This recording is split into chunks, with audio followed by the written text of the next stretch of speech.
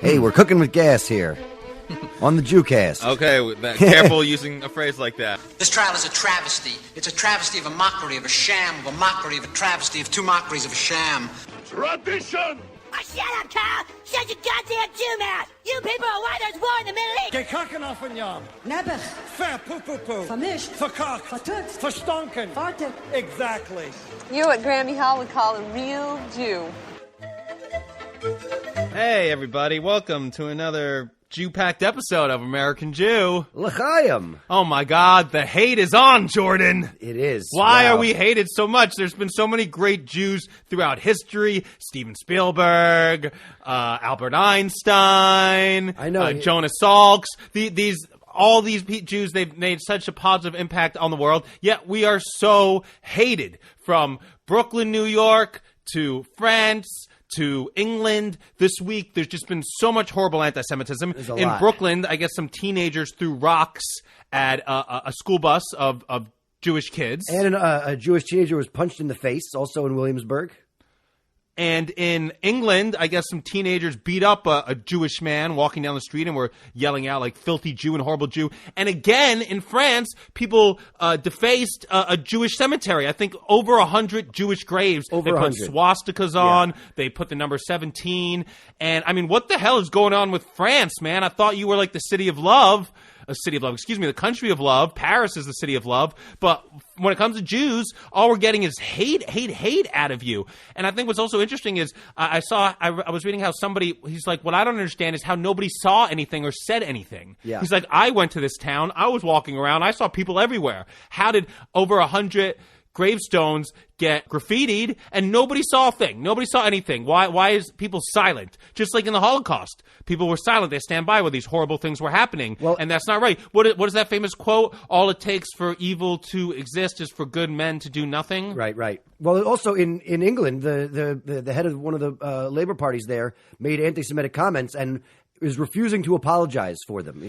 Yeah, they've been having like a lot of anti-Semitism involved in those elections. I mean, it's crazy. I was also reading how an actress from Game of Thrones dropped out of a Belgium parade because she was unhappy with the caricatures of Jewish people that they had done earlier. All right. So that's good that she's kind of stepping up. But it's crazy how all across Europe, anti-Semitism is just getting higher and higher and more, and even in the States. And why are we so hated? What are the Jews doing? Of course, there's, the stuff with Israel and Palestine, but we've discussed over and over ad nauseum. You could be against Israel and not be anti-Semitic. It seems like in French, it has nothing to do with really Israel. It's just hatred for the Jews.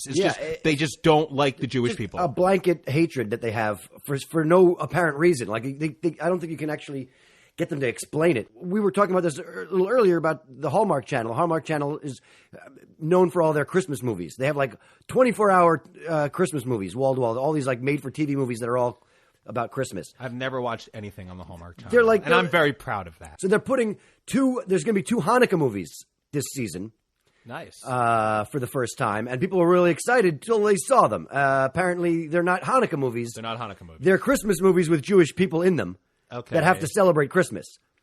The Hallmark Channel's trying to promote it as that this isn't really a religious holiday. This is more of like a winter festival, Christmas. Right. It's for everybody who can celebrate it. It's not religion, even though it's all about the 25th is when apparently Jesus was born. But I mean, I don't know. I mean, that's too bad. I think the only Hanukkah movie we really have is Eight Crazy Nights, the animated film by Adam Sandler. It has this negative connotation, and Jews are getting a little too sensitive about it in some points. We got to brush some of this stuff off our shoulder. Not everything is meant to be a Jewish trope. Just because it can be interpreted as one doesn't mean that is what the meaning is, and that's the reason why it is that, So I think, what's happening in Europe, what happened in Brooklyn, like, that's just horrible. Like, that's just bad. The Hallmark Channel movies, I mean, at least they're trying a little bit, I would say. At least there's some Jewish characters. Last year, I mean, was there even any Jewish characters? I'd rather have them take baby steps in the right direction than not have anything to do with Jews. I guess, but it's still, I feel like these Hallmark movies, like they could have done something. Like I was joking about it with somebody about like what would the Jewish holiday movie be on the Hallmark Channel? Are they going to be coming to save the bank? Well, anti-Semitic right there. Right. I mean, why don't they do kind of like a story of like the Maccabees and like the whole thing that happened with Mordecai and, you know, and or the history of like, you know, the dreidel story, all that stuff. Like that could be more of an interesting thing than just like these rom-coms or whatever about Jewish Hanukkah. Oh, the Jewish person. I guess one of the things is that a woman hires a Jewish guy to come home with her to pretend to be her boyfriend for the holidays. Or something like that. And they're saying, oh, it's like this sneaky Jew that's trying to like get one over on everybody. No, it's not like that. The daughter hired him. If anyone, she's trying to get one over on everybody. It's like you can read into it as you want. I mean, I'm not going to watch any of those movies. Yeah, probably. I don't care if they were not anti-Semitic. I don't care if they were more happy Hanukkah movies. Like I don't watch anything on the Hallmark Channel. I listen. I just I love it how you're like really worked up about the Hallmark Channel movies, and I'm really worked up about like these French people defacing these Jewish cemeteries. Over 100 fucking graves with swastikas. And the number 14. Why do white supremacists love the number 14? What's that about? Oh, I don't know. Me neither. And they put the 14, and nobody wants to say anything or do anything. That's just horrible. I guess there are no Jews in that town, but apparently in a town close by there are over 20,000 Jews.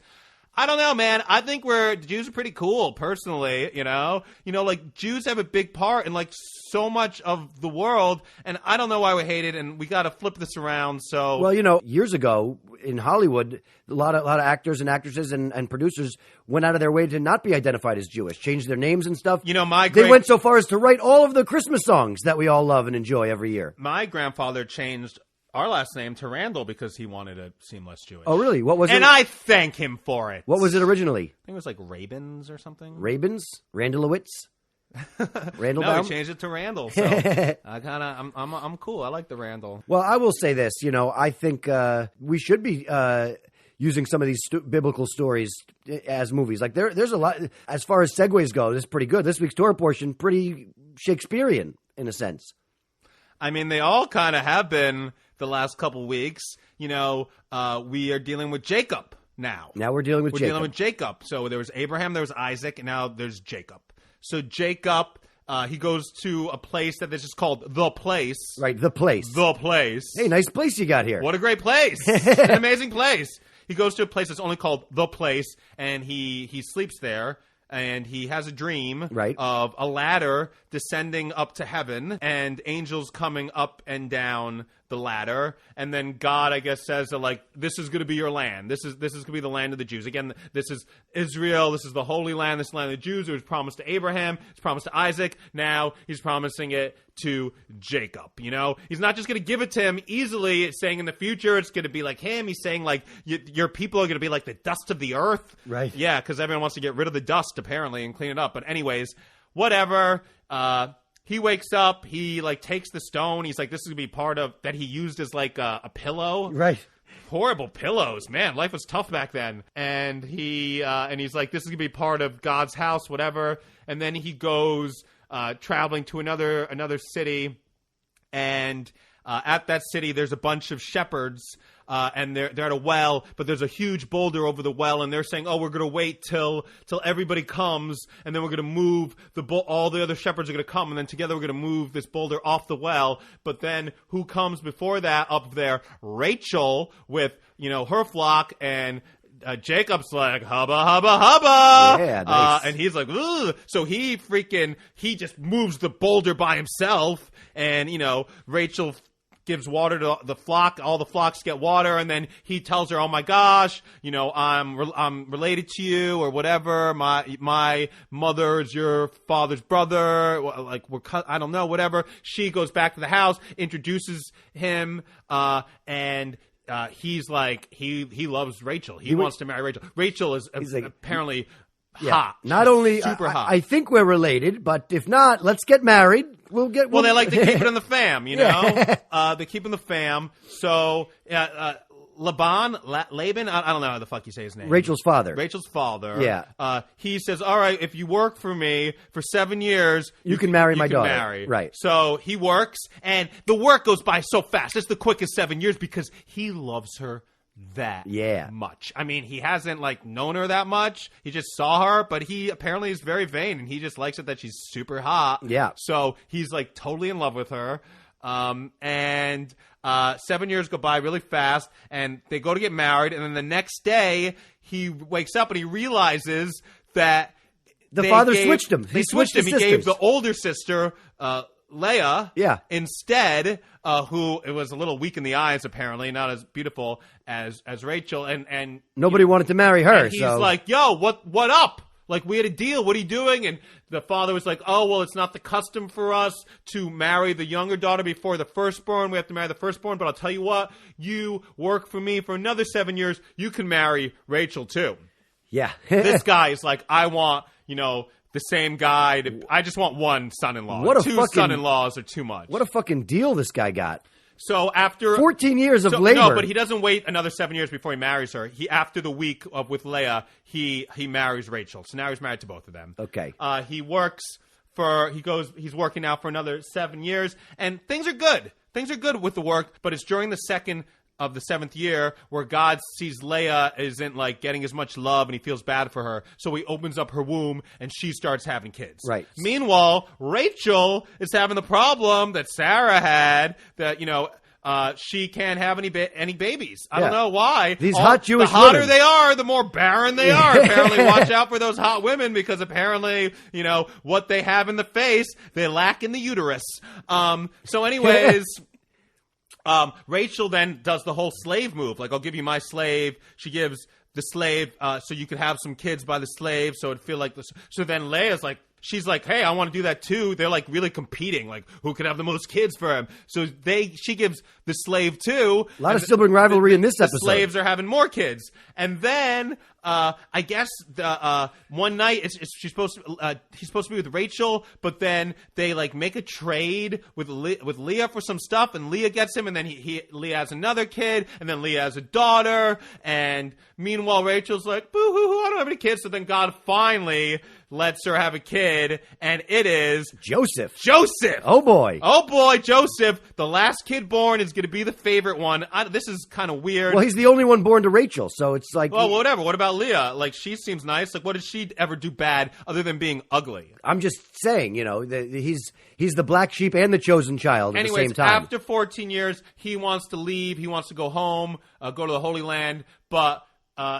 the father doesn't want him to go. The father's like, dude, since you've been working for me, life is good. Things are good. You got to stay. He's like, listen, I'll pay you. Stay. And the guy's like, all right, like I could use some flocks for my own house. I'll stay. And then he messes with him. He keeps changing the deal. He changes the deal 10 times. He's like, you could have this flock. Oh, no, I meant this kind. I mean the striped kind. I meant ones with streaks. I meant this and that. Jacob tricks him. I don't really get this whole, I don't know, whatever. It gets to a point where Jacob's like, God appears to Jacob and he's like, you got to get out of here. You got to go back to the Holy Land. And so Jacob's like, all right. He gathers everybody up in like the dead of night and they sneak away because he knows like the father's never going to want to let them go. Right. Because the father's been doing so well since he's coming there and they're his kids and yada, yada, yada. So they go after. Oh, and by the way, Rachel, he steals all the idols. She steals all the idols from her father's house. Oh. All the idols. She takes them with them. They go, Jacob doesn't know that she stole the idols. They catch up on some mountain, and they're like, why did you leave in the dead of night, and why did you steal the idols? And he's like, oh, we left in the dead of night because we knew you wouldn't let us go, and I don't know who stole your idols, but we're going to kill them when we find out. He had no idea that it was Rachel. And then he, like, realizes...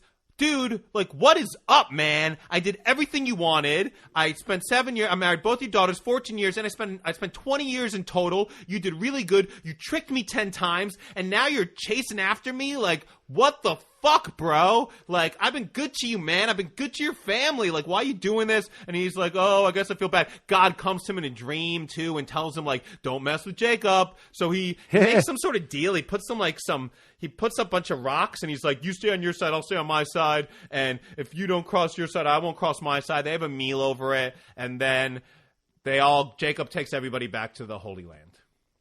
Right. That's what happens. That's how it ends. I'll tell you, you think about how some of these stories unfold. We're at a point now where people don't trust the Jews. Like, You think it's because like we're sneaking away in the dead of the night? Well, not only that, I mean, changing the deal 100 times. Like, but that was Laban. That wasn't him. He wasn't a Jew. He was still worshiping idols.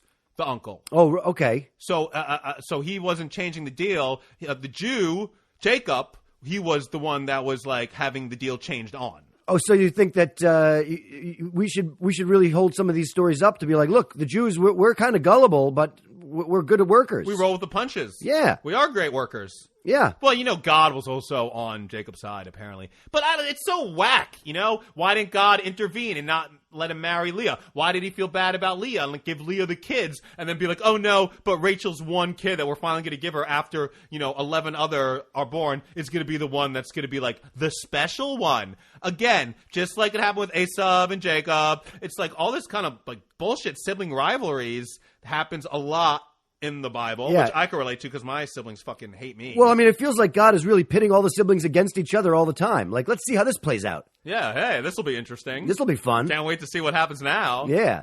He's just binge-watching sibling rivalries all over the place. Sibling rivalries. Yeah, I mean, and then there's more sibling rivalries are about to come. Oh, yeah. When we get to Joseph and his brothers. Joseph and the Technicolor Dreamcoat. Well, that's the musical about it. But he does have a beautiful coat. Yeah. Which we'll find out about, I guess, next week or whatever. But, hey, I mean, we're doing it, these Jews, The Jews are doing well. They're prospering, which is an anti-Semitic trope, I guess, that Jews do well in business or what have you.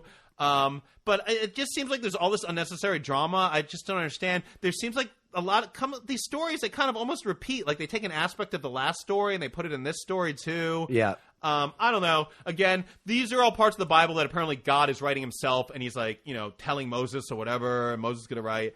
I mean, I don't get a lot of it. I don't know what kind of lessons you're supposed to take. I don't know. I think that a lot of these stories, there is a lot of repetition about things, but I think it's pretty clear that we always say this, but I feel like the biggest anti-Semite in the Bible is God. He hates the Jews the most. He does have a very love-hate relationship with his people. Yeah. And he can't decide who he wants for his people. Just like unnecessary drama, it seems like a lot of unnecessary drama perpetuated by God.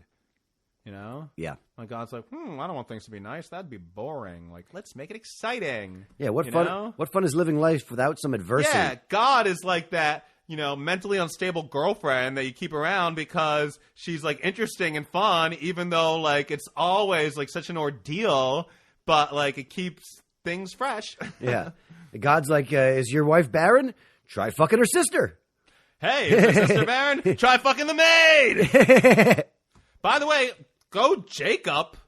Jacob's having sex with everybody. Yeah. Gosh. I want to fucking rock this podcast. We need more listeners. We need more people spreading the word. So if you're listening and you like it, please tell a friend. Follow me on Instagram at Jonathan Randall. Follow American Jew Podcast on Instagram. Email us, AmericanJewPodcast@gmail.com. Spread the word. It's a mitzvah. And even if it's not, just do it anyways. Yeah. Thanks for listening. See you in your dreams. Goodbye.